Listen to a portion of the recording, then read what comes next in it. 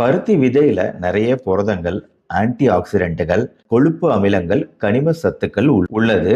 அதனால இதுல இருக்கக்கூடிய நார்ச்சத்தும், இதுல இருக்கக்கூடிய மற்ற ஊட்டச்சத்துக்களும் நம்மளுக்கு அப்படியே ஜீரண மண்டலத்துக்கு மிகுந்த நன்மை தரக்கூடியதா இருக்கு. அஜீரணம் சம்பந்தப்பட்ட பிரச்சனைகள் வராது இதை சாப்பிடும்போது.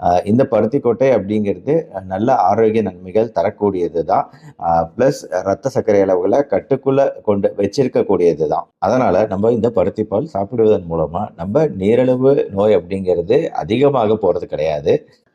அல்சர், குடல் மற்றும் இரைப்பையில் ஏற்படக்கூடிய புண்களுக்கு பருத்தி பால் நல்லா கேட்கும். மெயினாக உங்களுக்கு தெரிஞ்சிருக்கும், பசுமாடுகளுக்கு ஏன் இந்த பருத்தி பிரதானமாக கொடுக்கப்படுது அப்படின்னா அதுக்கு காரணம் இது பால் சுரப்பை அதிகப்படுத்தக்கூடியது. பசுவுக்கு கொடுக்கறதுக்கான காரணம் இதுதான்.